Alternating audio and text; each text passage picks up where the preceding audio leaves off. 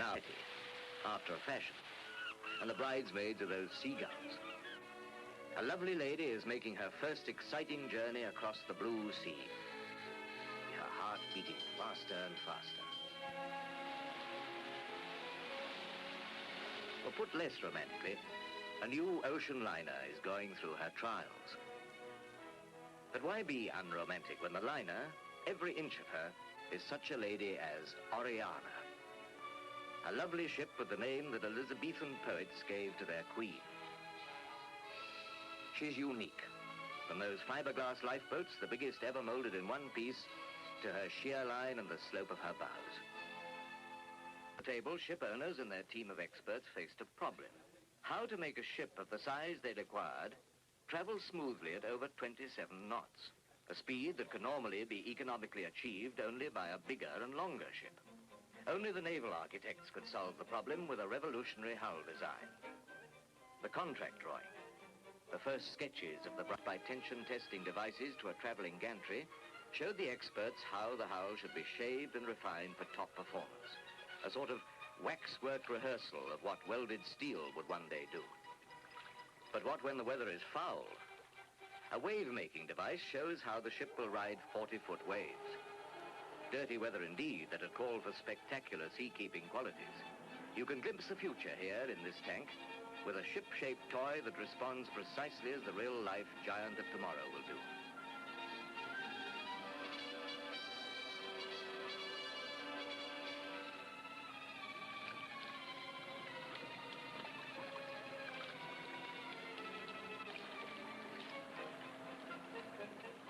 They tested the model, shaved it to an even better shape, continuously checking by slide rule until they could claim perfection. The graceful shape of the liner-to-be was worked out on what was virtually a toy ship in a very scientific bath. It's not easy to realize how elegant, how feminine a ship will seem when she's afloat, because it's a rough, tough, strong man's job building her, right from the moment the job numbers daubed on the first plate. 1061. That's the lady's maiden name, believe it or not. She'll be Oriana only when she's wed. The hull planned in prefabricated units, each weighing up to 40 tons. Shipwrights like Abbottson there would call the cranes with his whistle, or once the keel-laying flag put away, with choice curses. And they'd haul the units into place like pieces in a giant's construction kit. These welders have, to a large extent, turned riveting into shipbuilding history. Men who've been building ships for generations work metal like those wax models in the test tanks.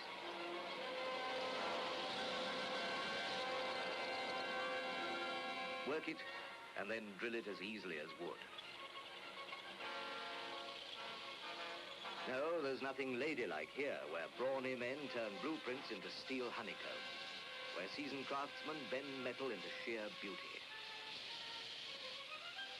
The ship manager constantly keeping a watch on the work.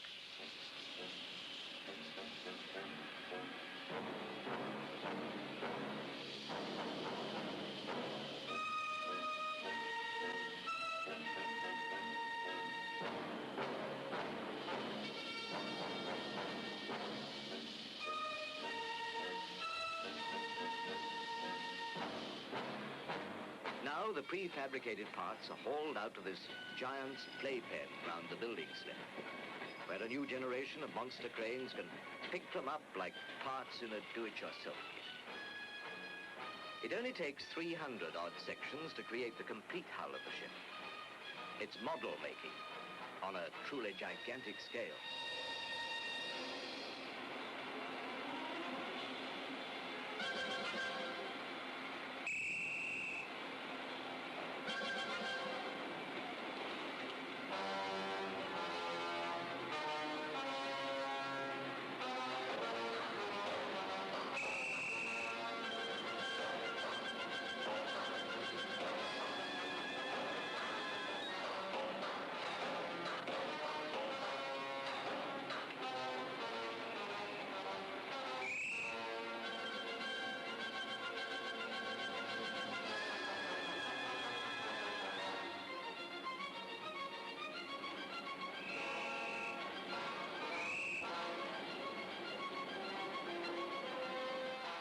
Blank side brackets and protruding frames close in for the welders to join them together. Section by section.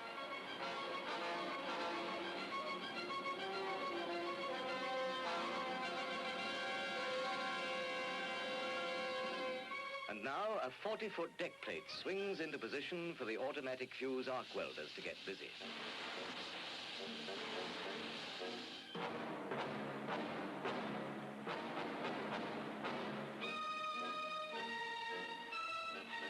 Spot on.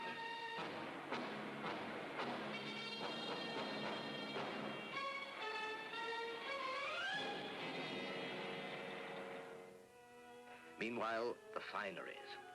All the rich silks, the monograms and embroideries. Rich fabrics require the right blueprints too.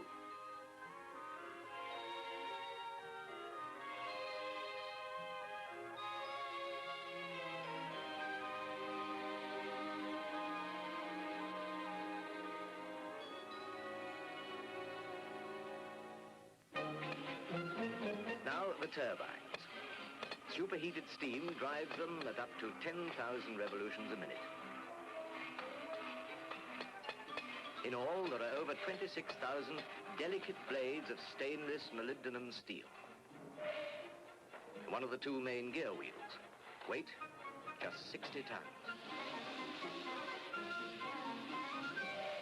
Something curvaceous in this clanging workshop. A raw hint of the loveliness there'll be when the welding's done. Soon, elegant travelers will dine here in the restaurants to be. They'll remember Edek, perhaps, for blood melon served with ginger, while one of the welders remembers the blood blister he got blowing that aluminium superstructure off.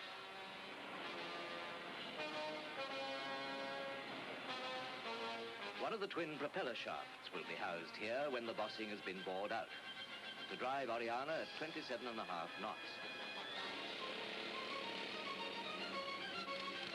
This is what will give Oriana poise, the stabilizer that controls her rolling. Fins 13 feet long, like this, on either side.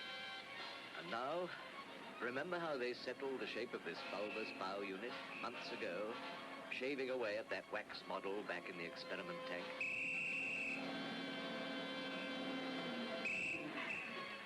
That's light aluminium alloy. By using this instead of heavy steel for the superstructure, the designers were able to add an extra passenger deck.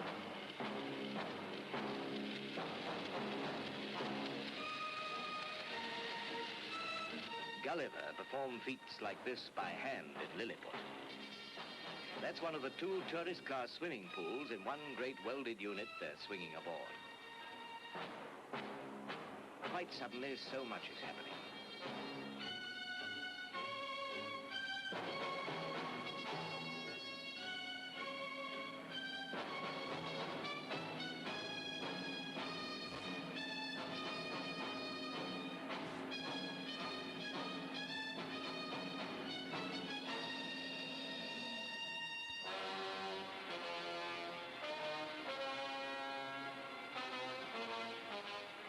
The port propeller, 19 feet diameter, 28 tons of manganese bronze, with a thrust of 160 tons, that'll churn the blue sea behind her into a river of foam.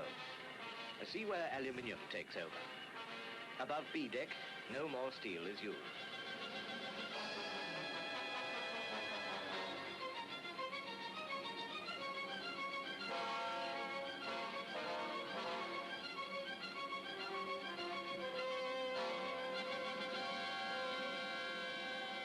Oriana has secondary propeller assemblies as well as her two main ones, so that she can do delicate maneuvers in narrow waters and glide gracefully into any berth.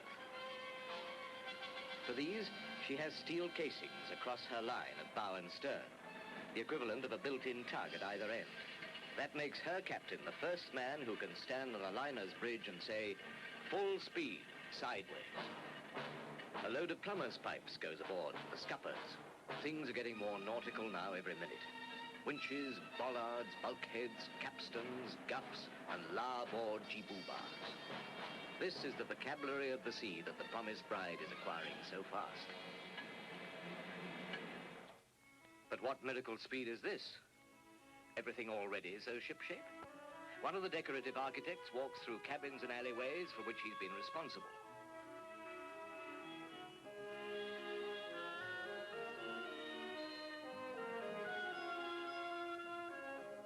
And he walks bang into the joiner's shop. For these are sample cabins built ashore as the shape of things afloat that are still to come. Oriana's wedding preparations take many scrupulous forms.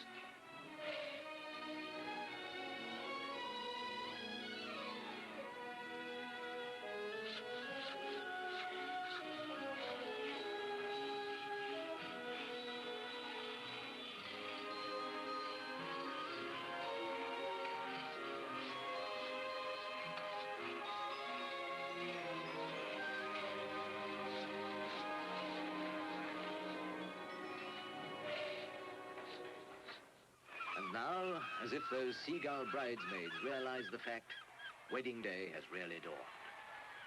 Christening day, it's called, but with ships, wedding and christening are one. The crowds have gathered for the great ceremony. Craftsmen who have brought a dream into exciting life and fashioned the whole spick and span trousseau of this new bride of the sea. Princess Alexandra of Kent has come to ask God to bless Oriana and all who sail in her. A right royal launching.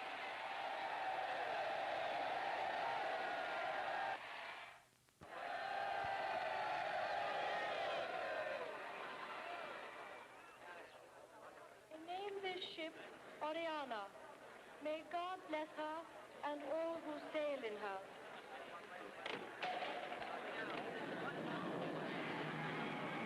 The bride moves slowly, unfalteringly down the aisle.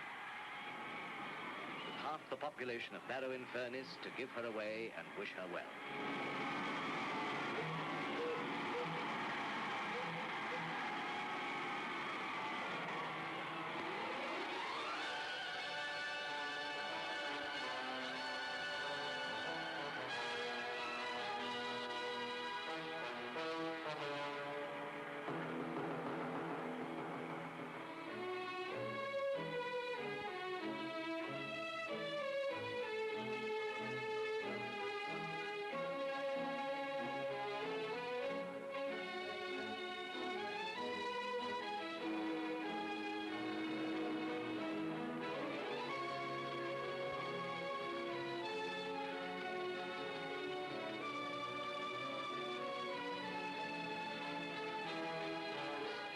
It's taken 2 full years from the so-called keel-laying, the betrothal, to this day, when the sea can embrace the lady and call her his own. And there's still a lot to do on what you might call her going-away clothes. It's a meticulous craft designing dresses and decor for this particular lady, picking the shades and the perfect texture for her curtains, her carpets, her chairs.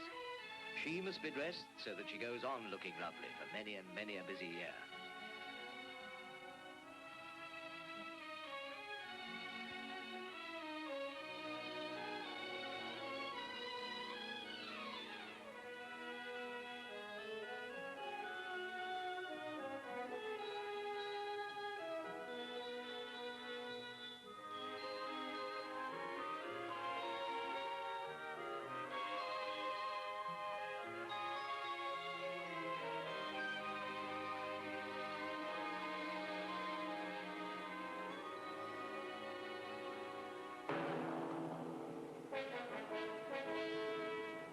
An Easter bonnet for the bride. And furnishings for her boudoirs. Underfoot elegance there must be. And first, the teak timbers are counterboard to hold them fast to the deck plates. Now, caulking. The one thing that's scarcely changed since man first began building the smallest boats.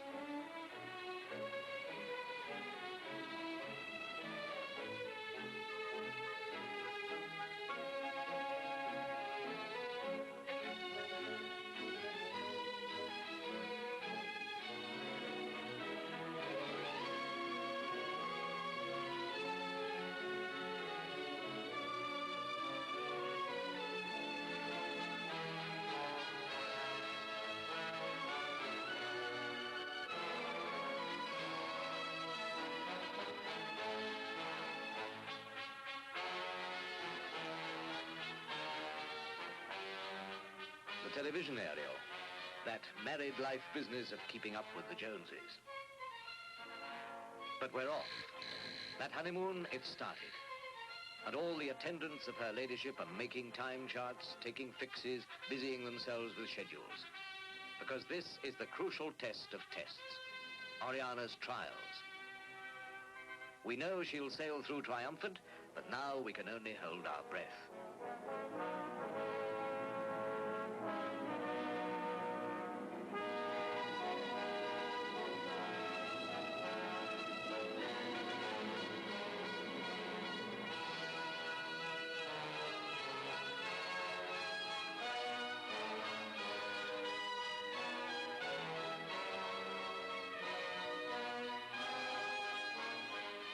Two captains.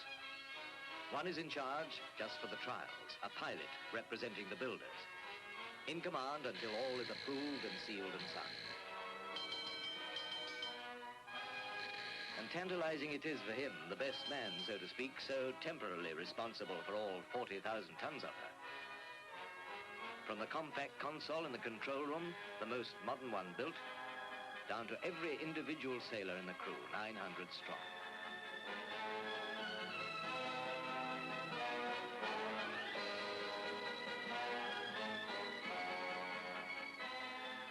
There, Captain Clifford Edgecote. He's the man who will soon give all the orders and have full responsibility.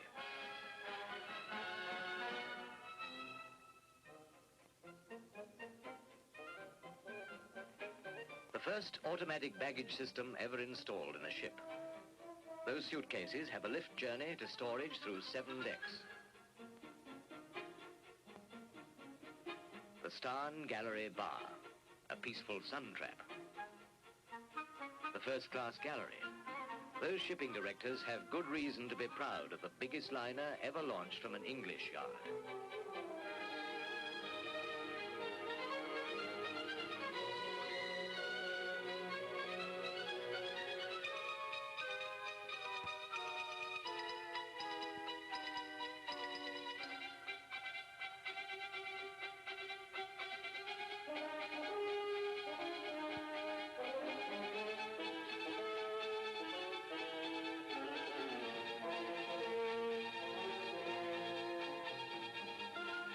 Every detail of design has been planned by teams of architects and coordinated by a design team for perfect harmony.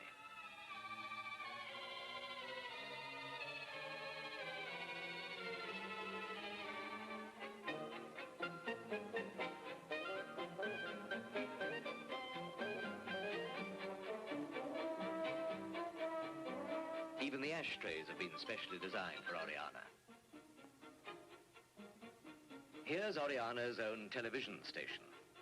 Closed-circuit television all through the voyage, network programs when the ship's in port. Her receivers are adaptable to all the different live programs of all the ports and countries along her route.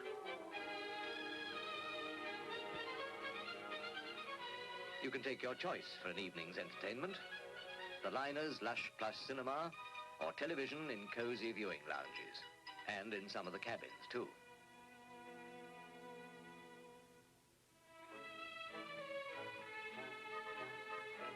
Now Oriana's getting speed up for the measured mile, the climax of her trials off the rugged island of Arran.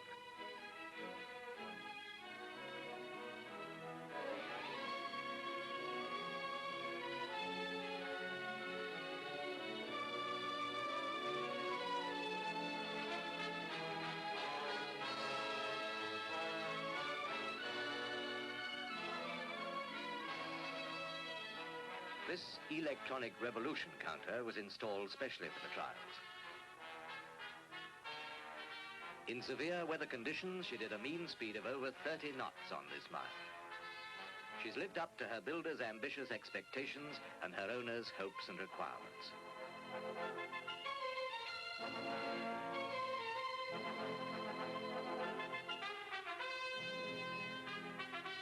Now she can cruise to Sydney, Auckland, Honolulu, California, Vancouver. Arabs will blink at her beauty as she inches through Suez. Calypsos will welcome her to Trinidad. Latin American horsemen will spot her from the hot hills beyond Cristobal. There's just one more formality. the official handing over. The builder's representative prepares a receipt, one ship in good order, for a director of the shipping company to sign.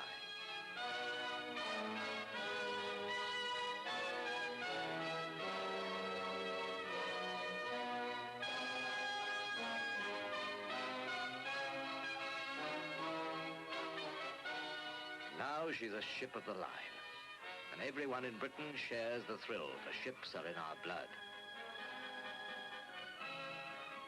We learn to love them when we're still learning our nursery rhymes. Ride a cock horse to Banbury Cross to see a fine lady upon a white horse. And this is the sort of fine lady we're so often thinking of, on these sort of white horses. Ride them, Oriana. Show your beauty around the world.